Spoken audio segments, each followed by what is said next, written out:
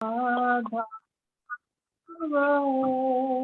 जय कुंज बिहारी जय गोपी जन वल्लभ जय गिरिवर धारी जय गिरिवर धारी यशोदानंदन गज जनरंदन यशोदानंदन गज जनरंदन यमुना तीरावनचारी जय राधा माधव जय कुंज बिहारी हरे कृष्णा कृष्णा कृष्णा हरे हरे हरे राम राम राम हरे हरे हरे कृष्णा कृष्णा कृष्ण हरे हरे हरे राम राम राम हरे हरे गोविंद बोलो हरि गोपाल बोलो राधा रमन हरि गोविंद बोलो जय राधा माधव राधे जय राधा रास बिहारी राधे जय राधा गोविंद राधे जय राधा दामोदर राधे जय गौरानिताई जय गौरानिताई जय गौरानिताई जय जय जय जय जगन्नाथ जय जय प्रभुपाद जय प्रभुपाद जय जय गुरुदेव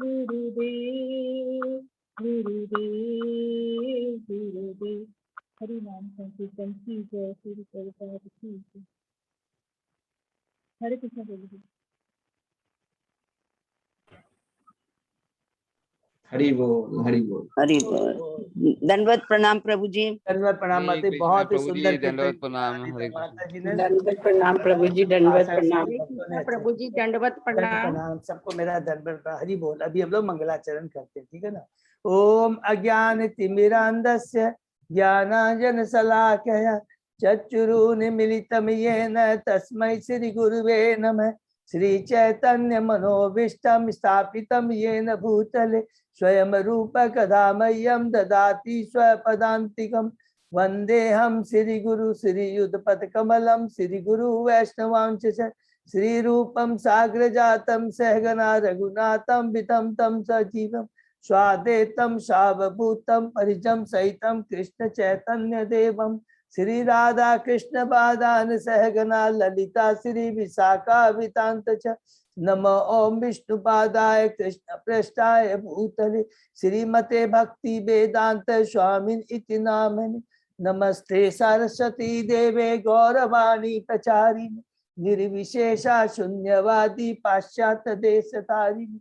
वांछा कल्पतरुभ्यः कृपा सिन्धुभ्येव च पतितानां पावनेभ्यो वैष्णवेभ्यो नमो नमः। नमो महावदान्याय कृष्ण प्रेम पदाय ते कृष्णाय कृष्ण चैतन्य नामने गौरत्विषे नमः। हे कृष्ण करुणा सिंधु दीन बंधु जगतपते गोपेश गोपिका कांत राधा कांत नमस्तुते। तप्त कांचन गौरांगी राधे वृंदावनेश्वरी विश्वानुसुते देवी प्रणमामि हरिप्रिय। नीलांचल निवासाय नित्याय परमात्मने बलभद्र सुभद्रायां जगन्नाथाय ते नमः। जय श्री कृष्ण चैतन्य प्रभु नित्यानंद श्री अद्वैत गदाधर श्रीवासादि गौर भक्तवृंद। मुखम करोति वाचालम पंगुलंगे गिरि यत्कृपातमहं वन्दे श्री गुरु मदीनतारिणं। परमानंद माधवम श्री चैतन्य ईश्वरम हरे कृष्णा कृष्ण कृष्ण हरे हरे, हरे राम राम राम हरे। श्री श्री मंगलाचरण की जय, शिला प्रभुपाद की जय। हरे कृष्णा। आज के इस श्रीमद् भागवतम अध्ययन में कक्षा में सभी भक्तों का हार्दिक स्वागत है। मैं सब भक्तों के चरणों में अपना दंडवत प्रणाम करता हूँ। हम बहुत ही भाग्यशाली है। भगवान के भक्तों की, सीनियर डिवोटीज की बहुत ही बड़ी कृपा है कि हम लोग कई दिनों से श्रीमद् भागवतम का अध्ययन कर रहे हैं। अभी हम लोग कैंटो 2 के अध्याय 9 में हैं, जिसका शीर्षक है कि भगवान के वचनों का उद्धरण देते हुए प्रश्नों के उत्तर। उसके पहले हम लोग दूसरे कैंटो के 8 अध्याय उसकी हम लोग एक बार पुनरावृत्ति करते हैं। पहले अध्याय में भगवान सुखदेव गोस्वामी जी परीक्षित महाराज के 2 प्रश्नों का उत्तर देते हैं कि मनुष्य का इस भौतिक जगत में क्या कर्तव्य है, और दूसरा मृत्यु के समय उसे क्या करना चाहिए। दोनों ही प्रश्नों का एक ही उत्तर है कि जीव थ्रू आउट हिज लाइफ हमें भगवान की भक्ति करनी है, और मृत्यु के समय जब थ्रू आउट द लाइफ जिसमें हम भक्ति करेंगे तो मृत्यु के समय में हमारी भक्ति जारी रहेगी। ये प्रैक्टिस हमको शुरू से ही करनी है। अगर हम सोचेंगे अंत काल में या बुढ़ापे में हम सोचेंगे हम भक्ति करें, तो नहीं। हमको जब से ही गुरु आचार्य की कृपा मिली है, हमारा ये जो सौभाग्य मिला है, हमें अपनी भक्ति कंटिन्यू करनी, श्रवण कीर्तन और स्मरण। और उसके बाद में सुखदेव गोस्वामी जी ने कहा कि जिन लोगों के भगवान के साकार रूप पर विश्वास नहीं, क्योंकि उस सभा में जहां पर परीक्षित महाराज सुखदेव गोस्वामी जी से श्रीमद् भागवतम सुन रहे थे, उस सभा के अंदर में बहुत तरह के लोग थे, ज्ञानी, योगी, अलग अलग ब्रह्मांड लोगों से लोग आए थे। उन सबको ध्यान में रख सबको, सब लोग पूर्ण भक्ति में नहीं थे, ये हमेशा याद है। तो उन सब लोगों का ध्यान रखते हुए परीक्षित महाराज ने कहा, जिन लोगों को भगवान के साकार रूप पर विश्वास नहीं है, उन्हें भगवान के विराट रूप पर ध्यान देना। दूसरे अध्याय में हृदय में भगवान सुखदेव गोस्वामी जी बताते हैं कि किस प्रकार जब भक्ति में आगे बढ़ते हैं तो हम विराट रूप से अपना जो धारणा है, जो केंद्र है, जो हमारा जो केंद्र है, किस पर हमको केंद्र किया जाए, वो विराट रूप की जगह हम हृदय में जो परमात्मा, उसका ध्यान करना चाहिए। और फिर कहते हैं कि जिनकी भौतिक इच्छा अभी भी खत्म नहीं है, भौतिक इच्छाएं का मतलब खाली ये नहीं खाली भोगने की इच्छा, जानने की भी इच्छा, भौतिक जानने की भी इच्छा भी केवल ज्ञान की इच्छा कि मुझे ये चलना है अलग अलग भौतिक जगत में। अरे अभी हमने सुना 14 भुवन है, तो सब में अलग अलग क्या है, ये सब जानने की भी जो इच्छा है, ये भौतिक इच्छा है। तो जिन लोगों की अभी भी भौतिक इच्छाएं खत्म नहीं है, उन्हें क्रम मुक्ति का मार्ग अपनाना चाहिए। लेकिन दूसरे अध्याय में जाकर के अंत में यही स्टेब्लिश करते हैं कि हमें श्रवण कीर्तन स्मरण ही जीवन का परम लक्ष्य, अर्थात भगवान की भक्ति श्रवण कीर्तन और स्मरण के माध्यम से करनी चाहिए।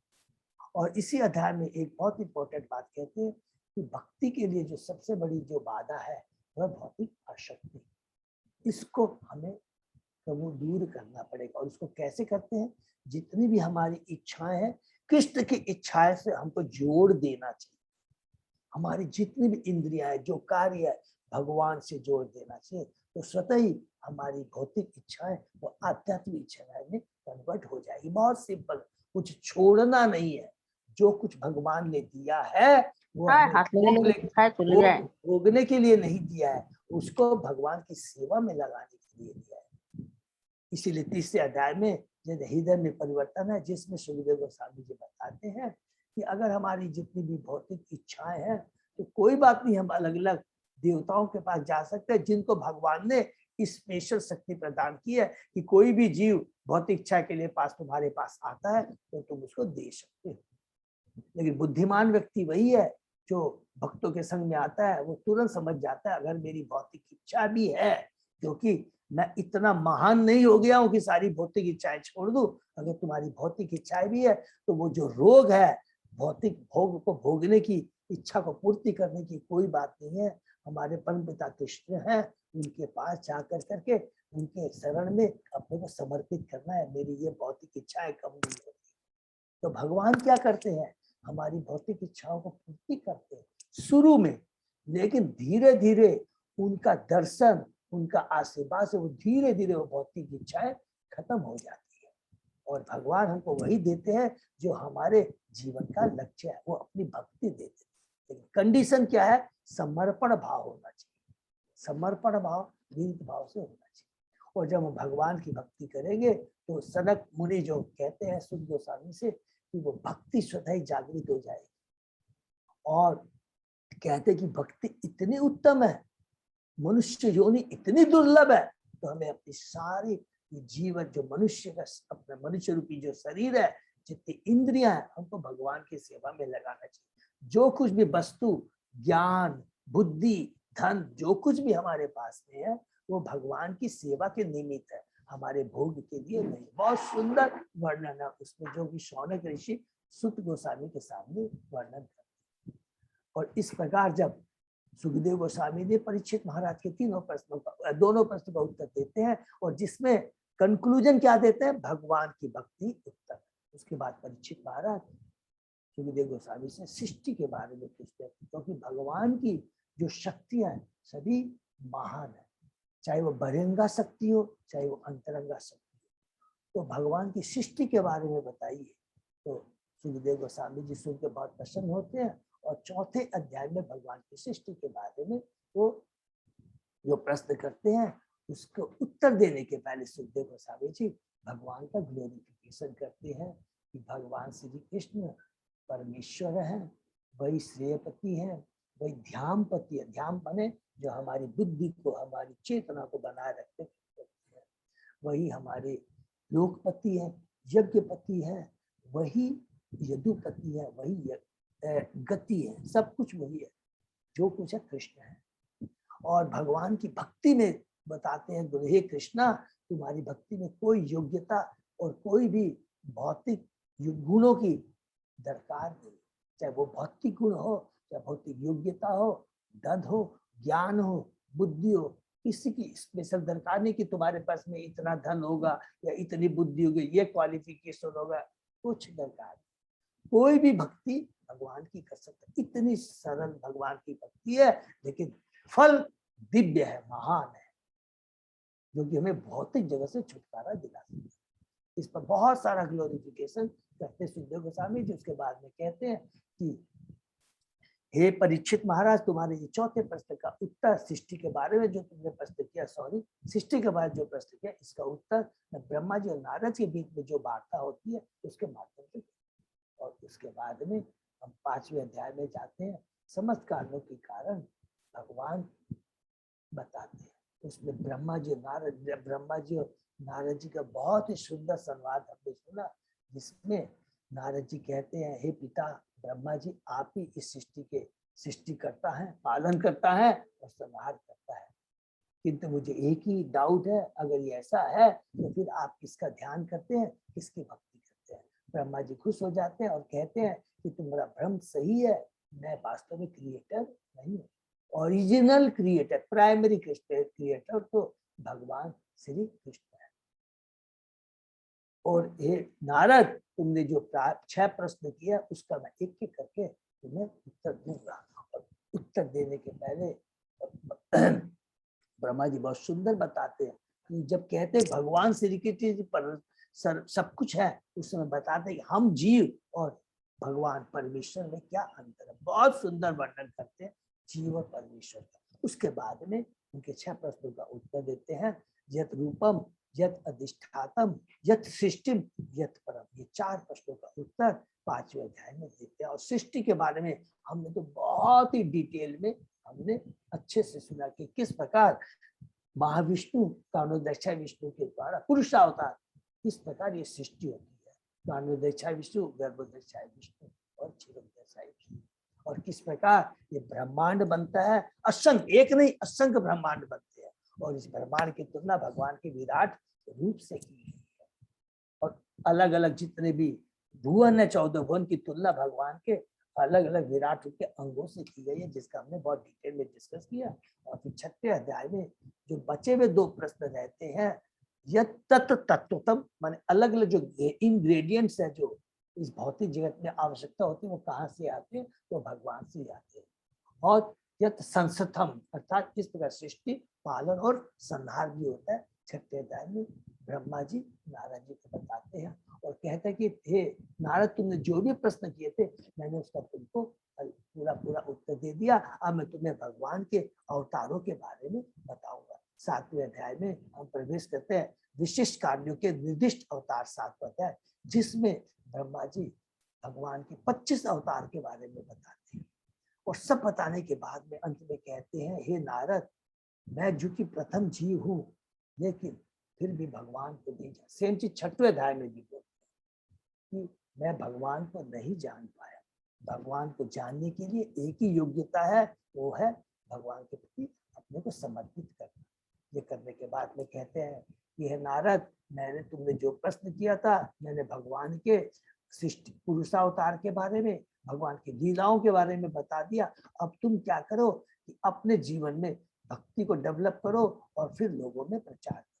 तो 8वें अध्याय में हम प्रवेश करते हैं, जिसमें प्रश्न होते हैं परीक्षित महाराज के अलग अलग प्रश्न। और प्रथम श्लोक में ही परीक्षित महाराज कहते हैं कि नारद मुनि ने किन किन लोगों को प्रचार किया। और उसके बाद में कहते हैं, हे सुखदेव गोस्वामी जी, कृपा करके आपने जो सिर्फ भागवतम के बारे में बताया, ये भागवत चर्चा मुझसे करते रहिए, क्योंकि इसमें दिव्य आनंद का अनुभव हो रहा है और ये दिव्य शक्ति प्रदान हो रही है, तो कंटिन्यू करते रहिए। ये कहने के बाद में वो कहते हैं, अलग अलग प्रश्न करते हैं।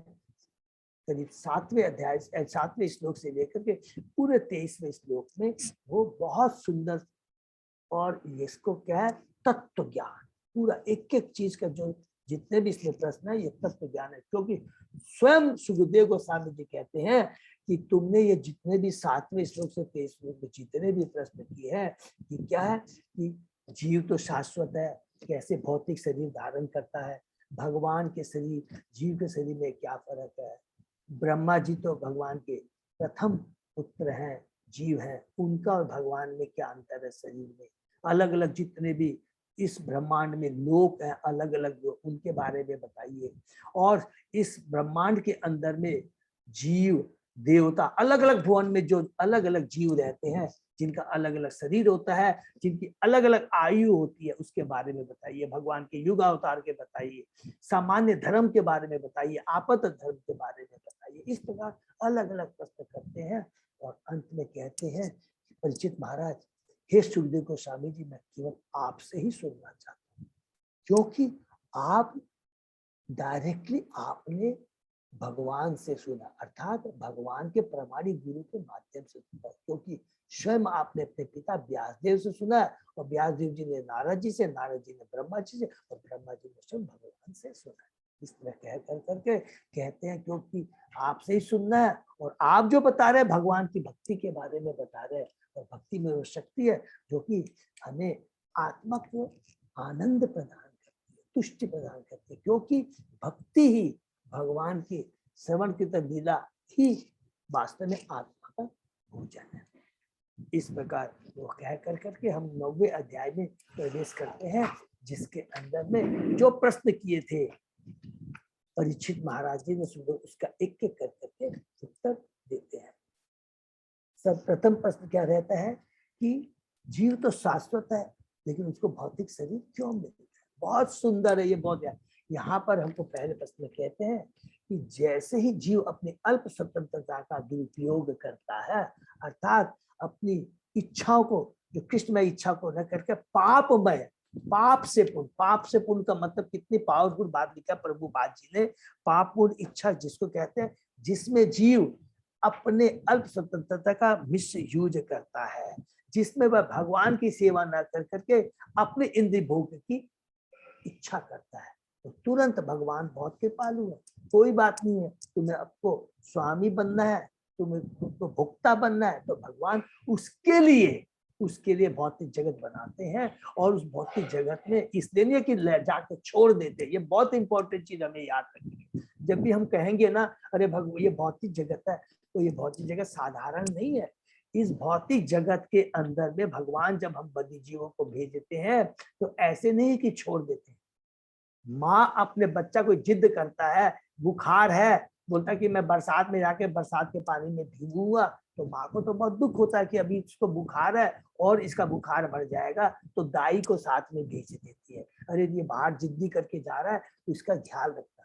तो स्वयं भगवान परमात्मा के रूप में आते हैं, शास्त्रों को भेजते हैं, गुरु को भेजते हैं, और सारी जितनी हमारी भौतिक अवस्था है उसकी पूर्ति करते हैं। किस लिए करते हैं? ये जिससे हमारी जो बुद्धिमती मारी गई है, हम अपनी गलतियों का एहसास कर करके इन आचार शास्त्रों को पढ़ के आचार्यों का संग करके अपनी गलती का निवारण कर कर करके पुनः भगवान के धाम माँ के पास जा सके। ये बहुत बड़ी चीज है, ये भगवान ही करते हैं।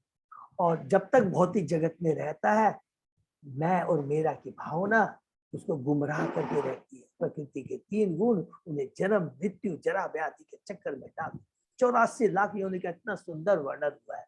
अरे मैं ही करता हूँ, मैं ही सेवा को पालन करता हूँ, अपने घर का, समाज का, देश का और पूरे विश्व का मैं कल्याण करूँ, ये भावना रहती है। लेकिन जैसे ही उसकी ये पापों चेतना भगवान के भक्तों भक्ति में आकर करके वो अपनी गलती का एहसास करता है, तो तुरंत वो क्या होता है, भक्ति से जुड़ जाता है। ये 3रे श्लोक में कहते हैं। तो 4थे श्लोक में बताते हैं कि जो भगवान का जो शरीर है, प्रभुपाद जी तात्पर्य बताते हैं कि जो भगवान का जो शरीर है वो आध्यात्मिक है, हमारा शरीर भौतिक है। हम भौतिक जगत में आकर के 3 गुणों के प्रभाव से फंस जाते हैं, बंध जाते हैं, लेकिन भगवान नहीं बनते, नंबर 1। और भगवान जब आध्यात्मिक जगत में आते हैं तो हम जीव की तरह कोई भौतिक शरीर धारण नहीं करते, उनका तो आध्यात्मिक शरीर ही रहता है।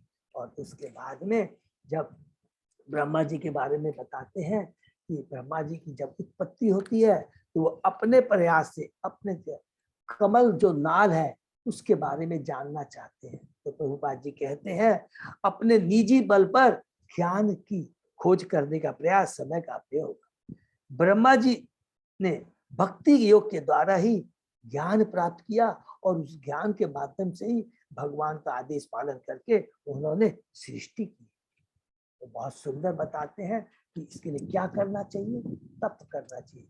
जो कि जब ब्रह्मा जी ने ध्यान किया कमल आसन पर बैठ कर करके स्वतः ही भगवान ने उनको ज्ञान दिया, क्या करना है, तप करो। तो ब्रह्मा जी तप करते हैं, 1000 दिव्य युग तक वो तपस्या करते हैं। तपस्या करने के बाद में भगवान उनको दर्शन देते हैं, अपने धाम का दर्शन देते हैं। ये हमने पढ़ा बहुत सुंदर। और उस धाम के बारे में हमने पढ़ा कि भगवान का जो धाम है जिसमें न तो रजोगुण होता है न तमोगुण होता है, और सच पूछो तो सतोगुण भी नहीं होता, क्योंकि ये तो तीनों गुण भौतिक जगत के लिए। रजोगुण तो क्या है, मेंटेन क्रिएशन के लिए है, सतोगुण है मेंटेन करने के लिए, और तमोगुण क्या है, विनाश करने के लिए। और ये तीनों चीजें क्या है, आध्यात्मिक जगत तो शाश्वत है, तो न वो उसको सृष्टि करने की दरकार होती है, और चूंकि वो शाश्वत है वो अपने आप मेंटेन होता है और न उसका विनाश होता है। इस प्रकार कर कर करके डिटेल में बताते हैं। और उसके बाद में कल हमने जो पढ़ा कि वैकुंठ वासियों का वर्णन किया, बहुत सुंदर वर्णन है कि जो वैकुंठ वासी जो होते हैं उनका श्याम वर्ण होते हैं, आंखें कमल पुष्प के समान होती है, वस्त्र पीले रंग का होता है, अंग प्रत्यंग बहुत आकर्षित होते हैं, वे हमेशा तरुण रहते हैं, कभी भी वो बूढ़े नहीं होते हैं, और हमेशा सारे जो वहां पर है 4 भुजा वाले होते हैं। उसके बाद में कहा कि जो कि हमने बताया था कि ब्रह्मा वैकुंठ लोक के अंदर में किसी को सारूप्य मुक्ति मिलती है, किसी को सालोक्य मिलता है, किसी को शास्त्री माने भगवान के जैसे उनको ऐश्वर्य मिलते हैं, और कुछ भगवान के सामीप्य भगवान के नजदीक बैठते हैं। और सायुज्य, सायुज्य क्या है, स्पिरिचुअल सुसाइड है, जिसका हम लोग बाद में डिटेल में डिस्कस करेंगे। तो जिनका सारूप्य है माने उसके बारे में बहुत सुंदर लिखा है कि उनकी भी जो आकृतियां होती है मूंगे तथा हीरे के भांति तेजस्वी होती है।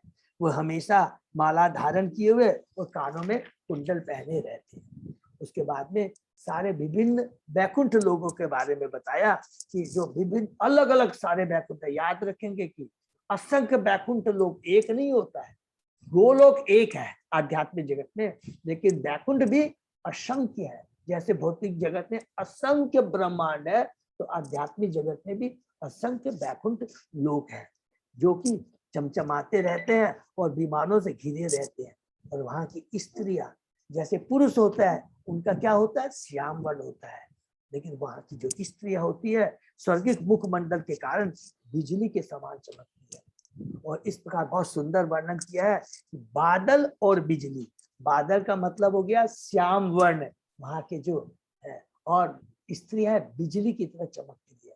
तो इतना सुंदर कहते हैं, सब मिलकर बादल तथा बिजली से सुशोभित आकाश जैसा लगता है। और बाद में बताते हैं लक्ष्मी जी भगवान के कमलों की, चरण कमलों की सेवा में नियुक्त रहती है और अपनी सहेलियों के साथ भगवान की लीलाओं का गुणगान करते रहते हैं। उसके बाद में बताते कि ब्रह्मा जी ने क्या क्या देखा। ब्रह्मा जी ने वैकुंठ लोक में उन भगवान को देखा जो समस्त भक्त समुदाय के स्वामी हैं, जो लक्ष्मी के पति हैं, समस्त यज्ञों के पति हैं, ब्रह्मांड के स्वामी हैं। अपने पार्षदों से वो घिरे रहते हैं।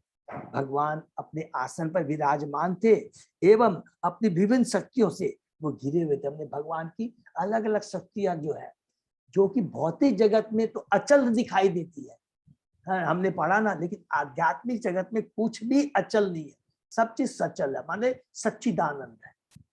एक एक चीज, दामोदर लीला में भी हमने पढ़ा था ना, दूध उफन रहा है तो दूध नाराज हो जाता है, अरे तुम तो खाली कृष्ण माता के स्तन पान करोगे तो फिर मेरी क्या दरकार है, मुझे आत्महत्या कर लेनी चाहिए। बहुत ही सुंदर वर्णन है दामोदर लीला। तो वहां पर सारी चीजें सजीव है। 6 ऐश्वर्य, जितने भी 16 हम लोगों ने जो तत्वों के बारे में पढ़ा था, माने पूरे 23 तत्व, सब क्या है, वो भगवान की सेवा में मूर्ति रूप में रहते हैं और भगवान की सेवा में वो मग्न रहते हैं।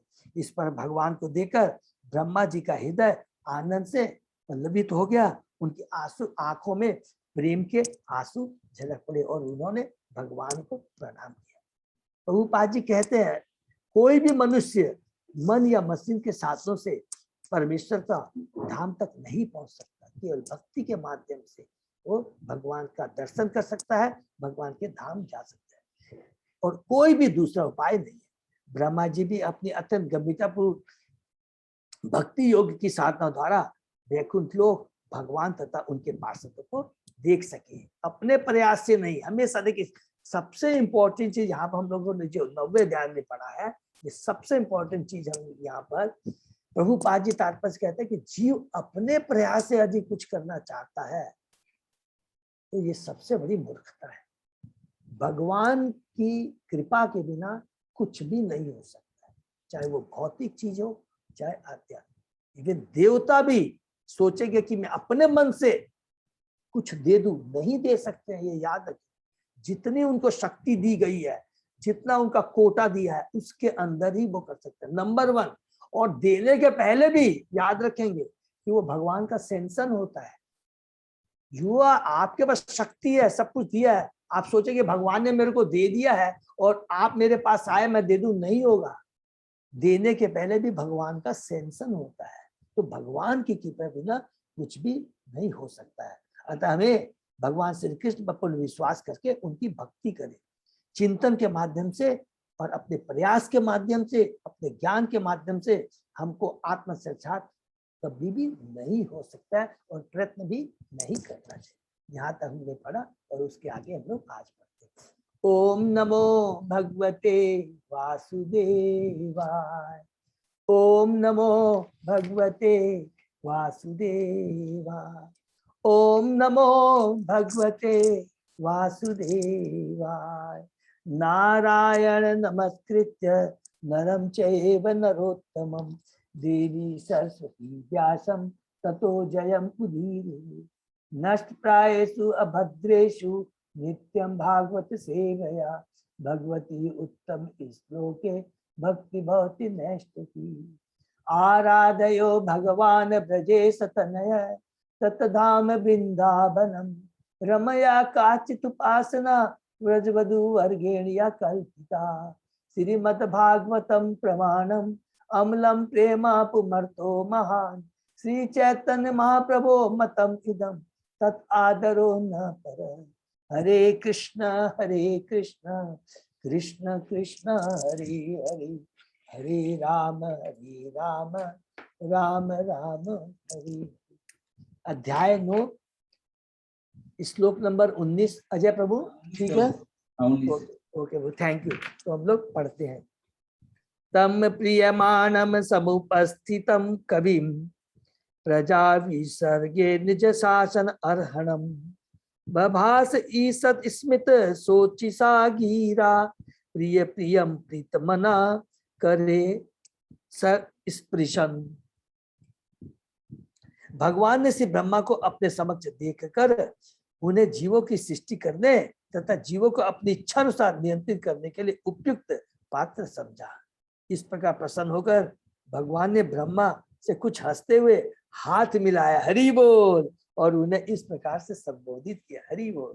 देखिए ये भगवान की कितनी बड़ी कृपा है ब्रह्मा जी के ऊपर। तो हम समझ सकते हैं कि ब्रह्मा जी साधारण जीव नहीं है, नंबर 1, और डायरेक्ट भगवान के प्रथम पुत्र है नंबर, और भगवान के परम भक्त है।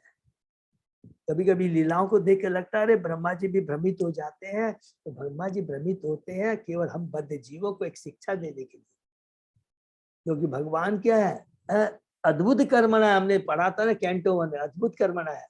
तो अपने पार्षद के माध्यम से अलग अलग लीलाएं करते हैं। ये सब भगवान की लीलाएं हैं जो ब्रह्मा जी के थ्रू करते हैं। तो भगवान से हाथ मिलाते हैं, हरि बोल। जगत की सृष्टि न तो आंख मूंद कर हुई न आकस्मिक, हरि बोल। देखिए इसको पहली लाइन को अंडरलाइन कर देते। ये सबसे पहले जो कि लोग मायावादी जो होते हैं, जो भगवान के साकारों को विश्वास पट से कहते हैं अरे ये तो अपने आप ये भौतिक जगत हो गया। एक छोटा सा हमको इवेंट ऑर्गेनाइज करना पड़ता है, कितनी मेहनत करनी पड़ती है। अलग अलग लोगों को बुलाते हैं, पूरा समय देते हैं, समय पैसा कितना चीज लगता है। तो इतना बड़ी सृष्टि, एक ब्रह्मांड नहीं असंख्य ब्रह्मांड, और एक एक ब्रह्मांड में 14 भुवन, एक एक भुवन के अंदर में अलग तरह के जीव जिनकी अलग अलग आयु है। तो ये अपने आप हो गया नहीं, ये आकस्मिक है। इस नित्यबद्ध जीवात्मा को भगवान द्वारा ब्रह्मा जी जैसे अपने प्रतिनिधि के मार्गदर्शन में मुक्ति के लिए अवसर प्रदान किया जाता है, हरि बोल। ब्रह्मा जी के मार्गदर्शन में अर्थात हम बद्ध जीवों को ब्रह्मा जी जैसे, नारद जी जैसे, व्यासदेव जी जैसे, सुखदेव गोस्वामी जी जैसे, सुत गोस्वामी जी जैसे, सीधा प्रभुपाद जी जैसे गुरु महाराज के मार्गदर्शन में भक्ति करने का सुअवसर प्रदान किया जाता है। भगवान ब्रह्मा जी को वैदिक ज्ञान का उपदेश देते हैं, जिससे से इसका इसीलिए ब्रह्मा जी को वेद गर्भ भी बोलते हैं, सब लोग याद करें। तथा बद्ध जीवों तक हो, बद्ध जीव भगवान से अपने संबंध को भूलते रहते हैं। अतः भगवान के लिए आवश्यक है कि वे सृष्टि करें और वैदिक ज्ञान का प्रसार करें। बद्ध जीव का उद्धार महान उत्तरदायी ब्रह्मा जी पर है, इसलिए वे भगवान को अत्यंत प्रिय है। क्योंकि उन्होंने भगवान ने उनको कैपेबल क्यों माना, कोई भी बता सकता है, क्योंकि उन्होंने भगवान की भक्ति की थी। जो भगवान की भक्ति करता है वो भगवान से ज्ञान प्राप्त करने के लिए, भगवान का दर्शन करने के लिए, भगवान के धाम जाने के लिए उपयुक्त पात्र है।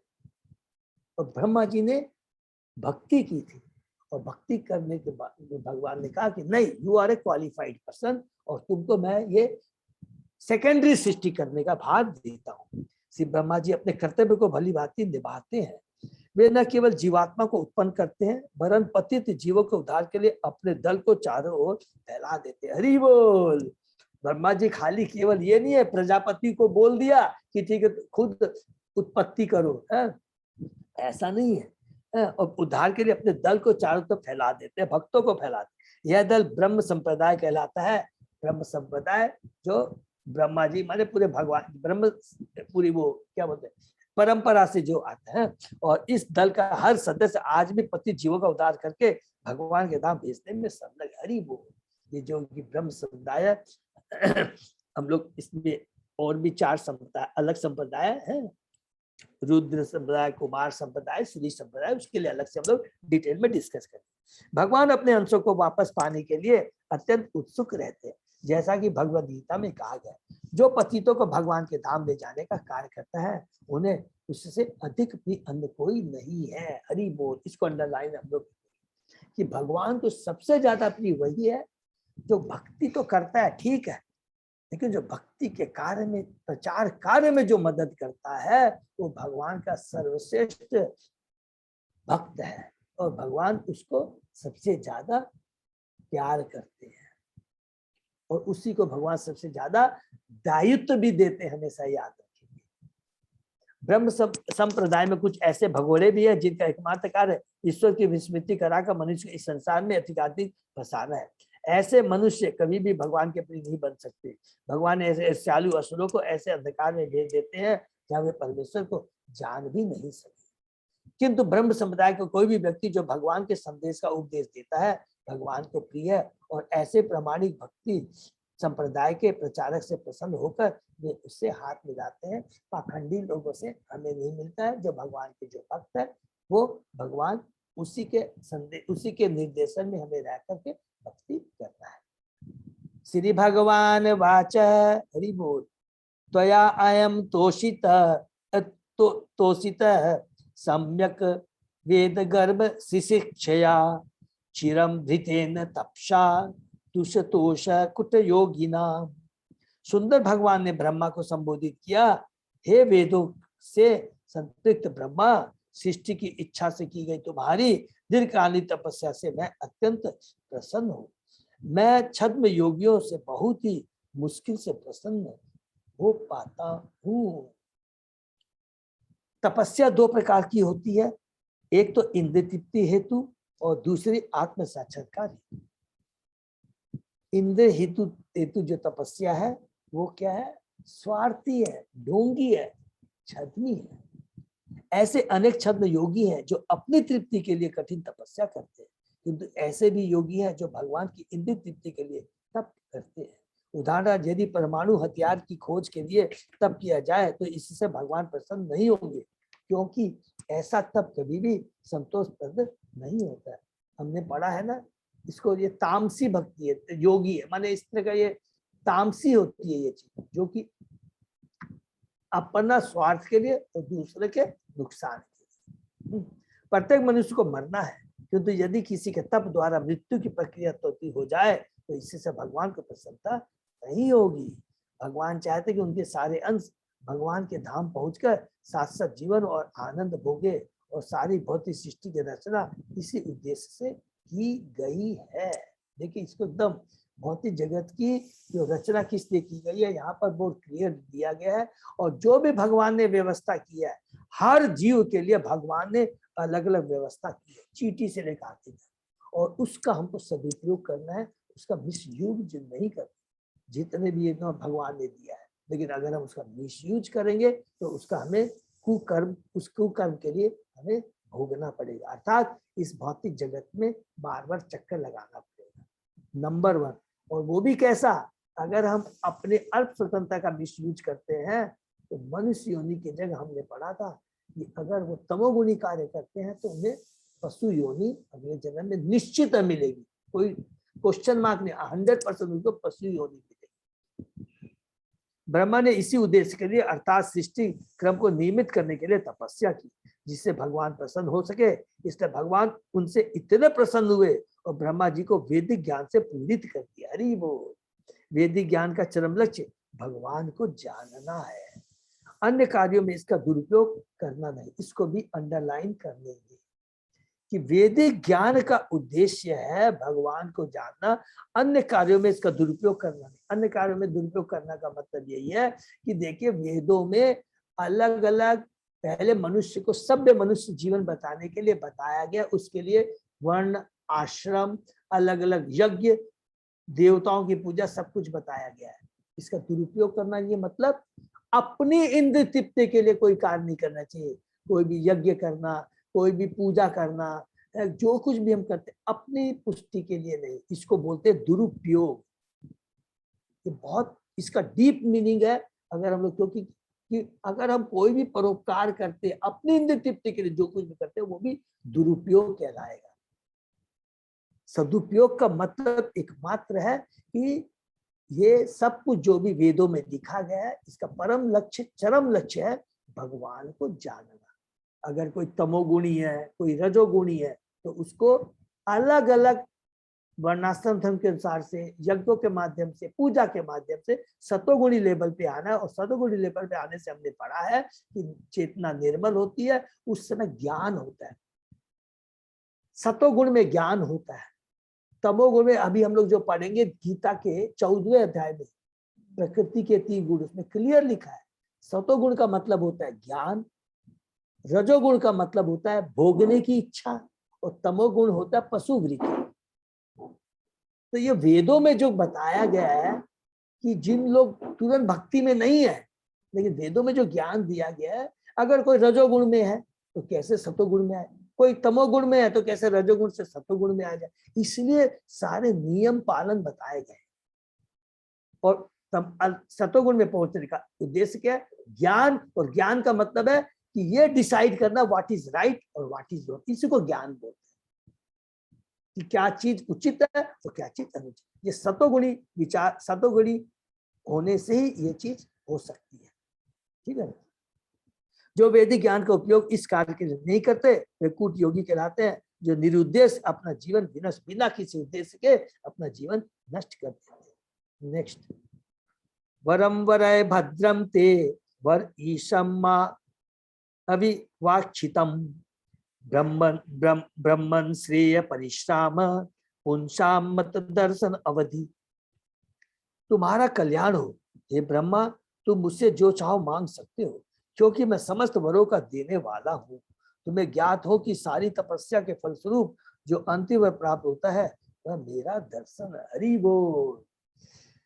जो सारी तपस्या के फल जो अंतिम वर प्राप्त होता है वह मेरा दर्शन। तो तपस्या किसके लिए?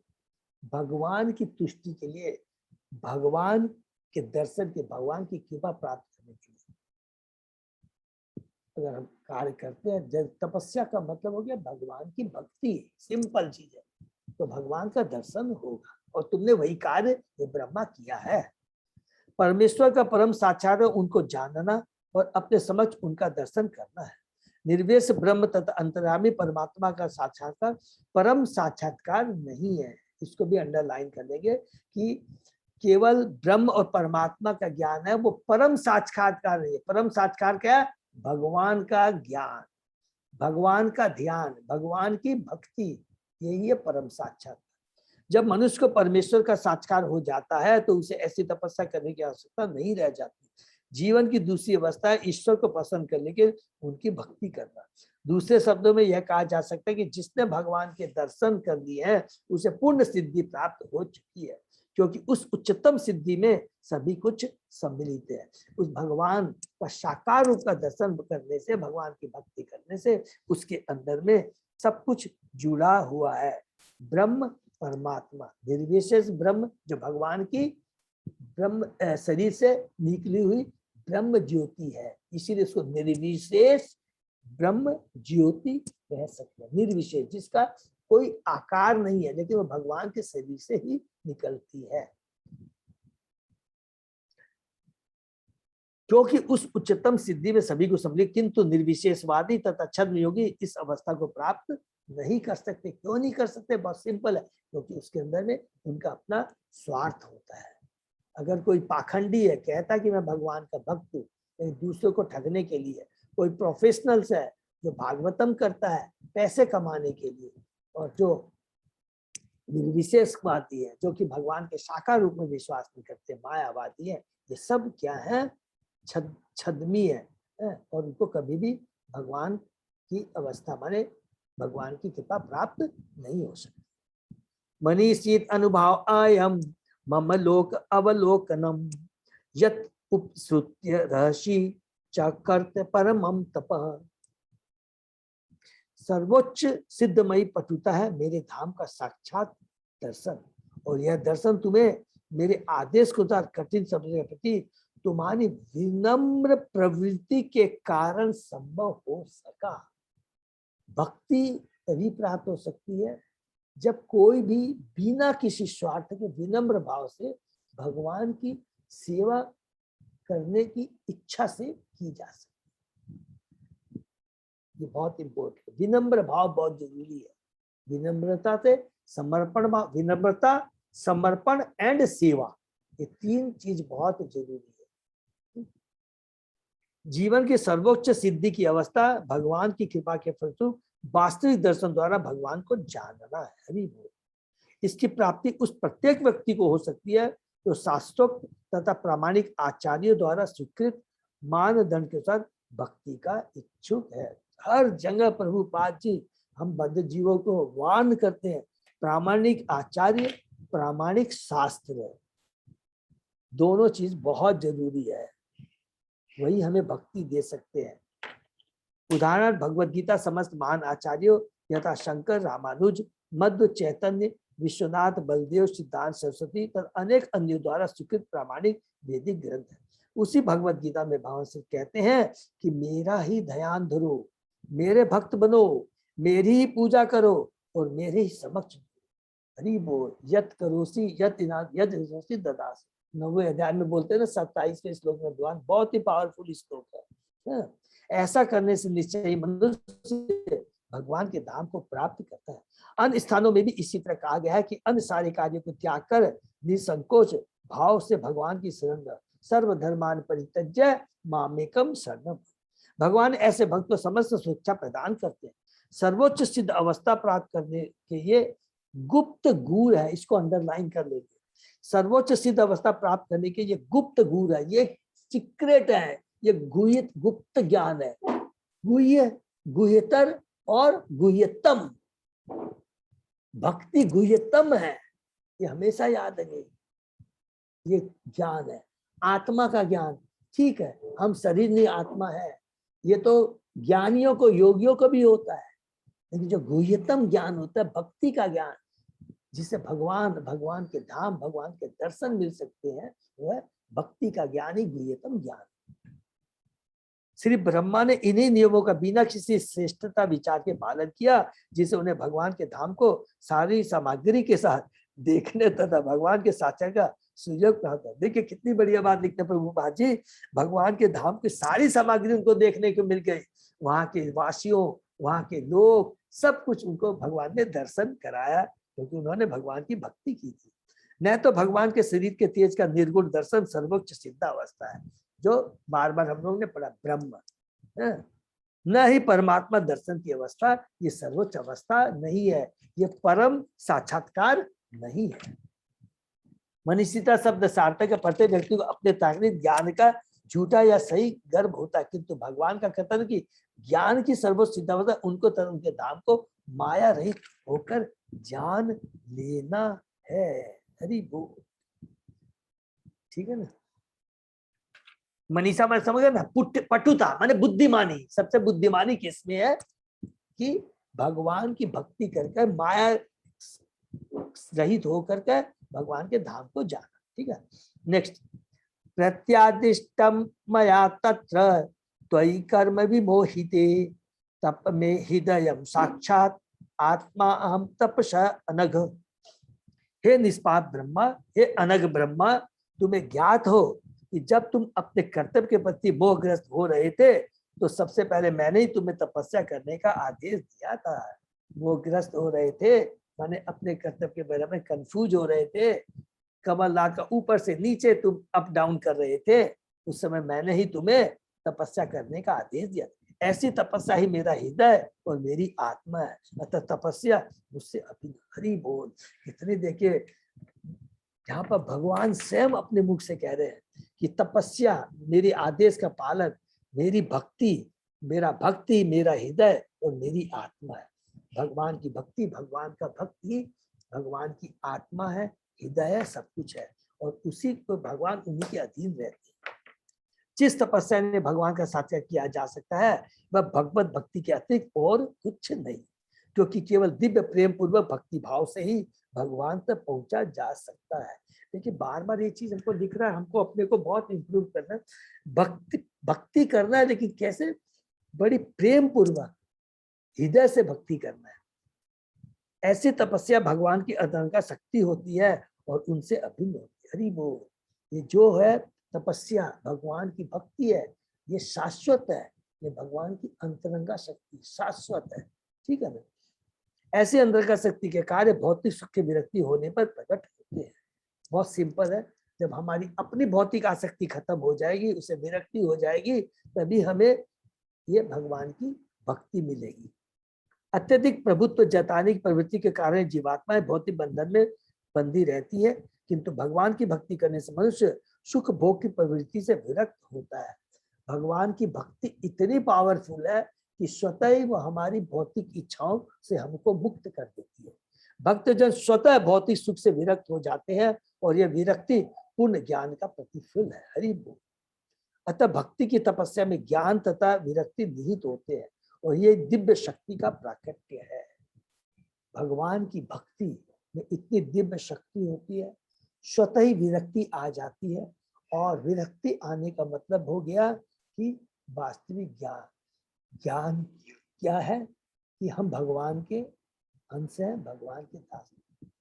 दूसरे श्लोक में हमने यही पढ़ा था कि आसक्ति रहती है, मैं भोगना है, लेकिन जब हम अपनी ओरिजिनल अवस्था में आ जाते हैं, अर्थात वास्तविक ज्ञान में आ जाते हैं, तब तक हम लोग अविद्या में रहते हैं। विद्या का मतलब है ज्ञान, और ज्ञान का मतलब क्या है कि हमको अपनी पोजीशन के बारे में जानना कि हम कौन है, हमारा भगवान से क्या संबंध है और भगवान के प्रति हमारा क्या कर्तव्य है। ये भक्ति करने से स्वतः ही आ जाता है। यदि कोई भगवान के धाम वापस जाने के इच्छुक है तो वह भौतिक मायावी संपत्ति का भोग नहीं कर सकता। जिसे भगवान की संगति के दिव्य आनंद का पता नहीं है, वही मूर्खता बस क्षणिक भौतिक सुख की कामना करता है। चरितामृत में कहा गया कि यदि कोई सचमुच भगवान के दर्शन करना चाहता है और उनके साथ साथ भौतिक सुख का भोग करना चाहता है, उसे मूर्ख ही समझना चाहिए। वो पाखंडी है। ऐसा नहीं हो सकता। एक म्यान में दो तलवारें नहीं हो सकती है, क्योंकि भगवान कहते हैं कि ये भौतिक जो सुख है ये तो माया है, ये सपना देखने के समान है, क्योंकि ये टेम्परेरी है, दिन में सपने देखने के समान है। हमको क्या है, शाश्वत सुख की याचना करनी है। जो सुख भोग के लिए इस संसार में रहना चाहता है, उसे भगवान के शाश्वत धाम जाने के लिए कोई मतलब नहीं। भगवान ऐसे मूर्ख भक्त की सारी भौतिक संपत्ति छीनकर उसे कृतार्थ करते हैं। यदि ऐसा मूर्ख भक्त पूर्ण संपत्ति बटोरना चाहता है तो दयालु भगवान उसे दोबारा छीन लेते हैं। इसको अंडरलाइन कर लेंगे तो बहुत अच्छा रहेगा। क्या लिखते हैं कि भगवान ऐसे मूर्ख भक्त की सारी भौतिक संपत्ति छीनकर उसे कृतार्थ करते हैं, उस पर कृपा करते हैं, नंबर 1। और यदि ऐसा मूर्ख भक्त पुनः संपत्ति बटोरना चाहता है तो दयालु भगवान उसे दोबारा छीन लेते हैं। लिखा दयालु भगवान छीन भी रहे हैं, तो ऊपर से यहाँ प्रभुपाद जी के तो दयालु भी है, निश्चय दयालु, क्योंकि जो हमारी भक्ति में बाधा है, बंधन का कारण है, भगवान उसको हटा देते हैं। बारंबार भौतिक संपदा में ऐसी असफलता के कारण वह अपने कुटुंबियों तथा मित्रों में बहुत बदनाम हो जाता है। भौतिक जगत में कुटुंबी तथा मित्र तो उसी का आदर करते हैं जो येन के प्रकार धन संचित करता है।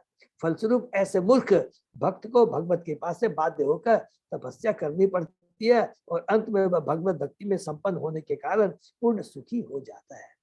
देखिए, आज इसमें हमारे लोगों में ये बहुत सुंदर प्रैक्टिकल यहाँ पर प्रभुपाद जी बता रहे हैं कि हम लोग भक्ति कर रहे हैं, बहुत लोग लेकिन भक्ति में करते करते हमारी भौतिक आसक्ति भी है, और उसके चलते कि हमारी भक्ति में माने उन्नति नहीं हो रही है। उस केस में भगवान, देखिए प्रभुपाद जी ने यहाँ कहीं नहीं लिखा है, यहाँ पर लिखा है, कितना सुंदर लिखा है कि जो भक्त है, मूर्ख भक्त लिखा है, कभी भी ये नहीं लिखा है वो भक्त है, भगवान की बहुत भक्ति कर रहा है और भगवान उस पर बहुत कृपालु होते हैं। देखते हैं कि मेरा भक्त है, मेरी बेचारा भक्ति भी कर रहा है और साथ साथ में वो अपने देश समाज को चलाने के लिए, उसको मेंटेन करने के लिए उसमें भी लगा हुआ है, तो उसकी भक्ति में बाधा आती है। तो भगवान क्या करते हैं, उसकी धन छीन लेते हैं, और जब धन नहीं रहता है तो दोस्त परिवार बंधु सब भाग जाते हैं। अरे अब इसके पास कोई धन नहीं है, कोई काम का नहीं है। तो जब सब उससे हट जाते हैं तो वो स्वतः ही उसको ज्ञान आ जाता कि भौतिक जगत में सब स्वार्थी है, केवल भगवान की कृपा, भगवान के भक्ति वास्तव में कल्याणकारी है। और वो जब ज्ञान प्राप्त हो जाता है और जो झूठे जो संबंध होते हैं जिनके प्रति वो आसक्त रहता है, उस भगवान स्वतः छीन लेते हैं, तब वो अच्छे से भक्ति में अपने को स्थापित कर सकता है। ये बहुत इंपॉर्टेंट बात यहाँ प्रभुपाद जी कह रहे हैं। और तब वह पूर्ण सुखी हो जाता है। अतः भगवत भक्ति में सिद्धि प्राप्त करने के लिए तपस्या आवश्यक है, चाहे वह ऐच्छिक हो या अनैच्छिक। और ऐसी तपस्या ही भगवान की अंतरंगा शक्ति है।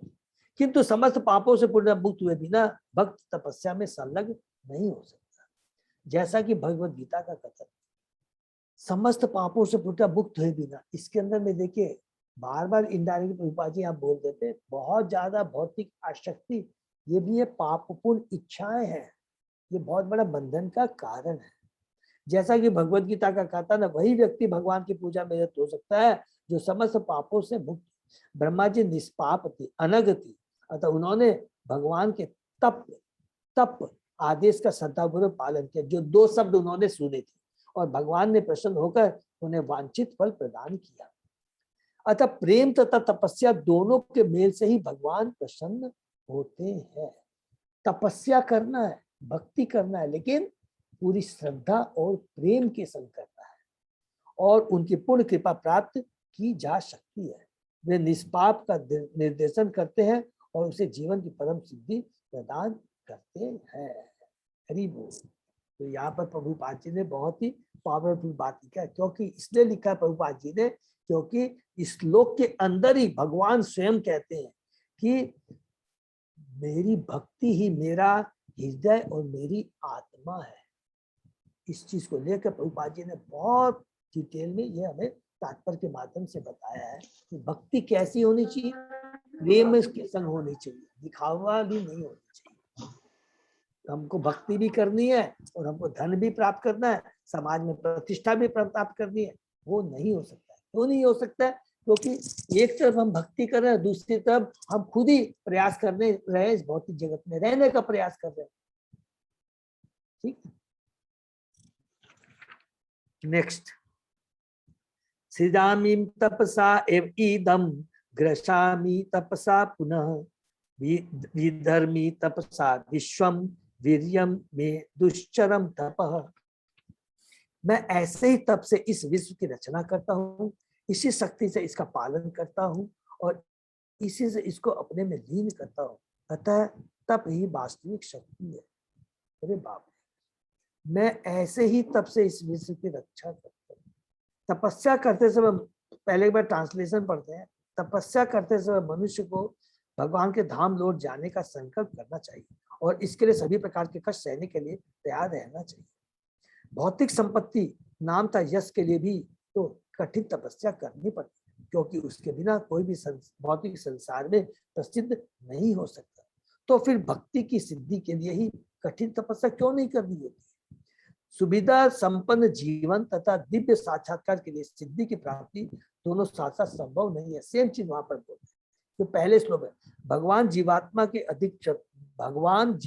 से अधिक चतुर है, अतः वे देखना चाहते हैं कि भक्ति के लिए भक्त कितना कष्ट उठाता है।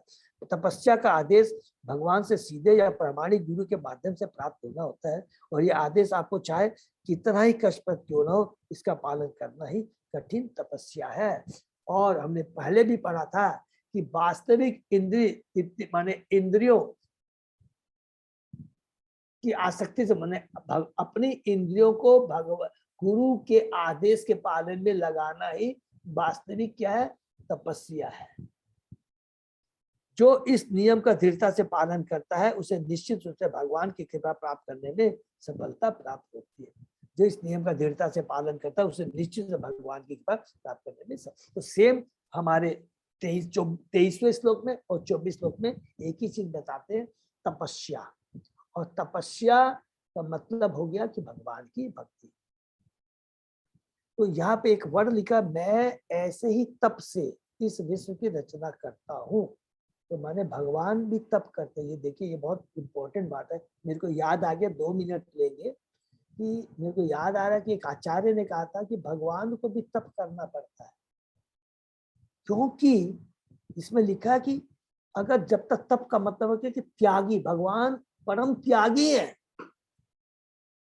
तपस्या त्याग किसने त्यागी है कि जो खुद इतनी मेहनत करके सृष्टि करते हैं और उसका ही संहार कर देते हैं।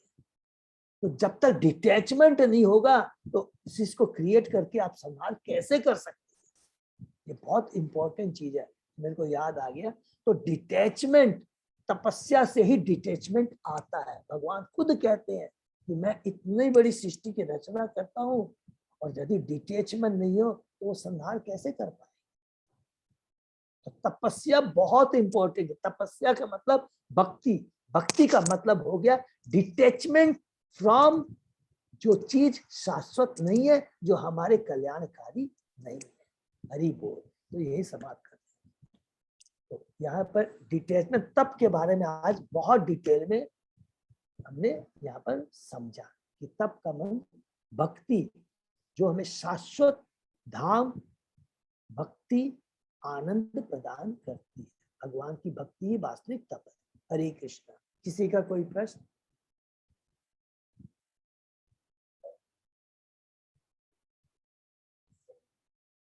हरि बोल। तो हम लोग, ये बहुत इंपॉर्टेंट है, तो हम लोगों को तपस्या करना है। तपस्या किसके लिए करना है? भगवान की तुष्टि के लिए, केवल अपने इंद्रिय भोग के लिए नहीं।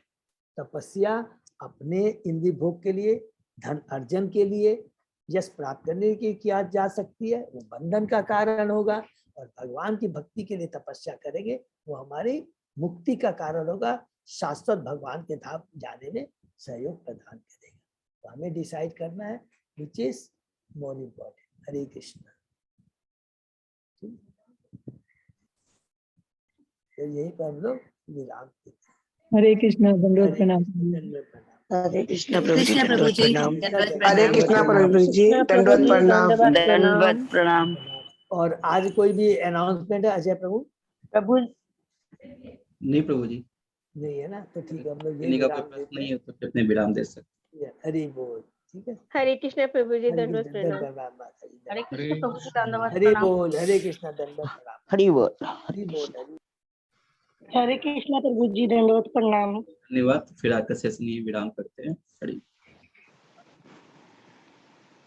हरे कृष्ण।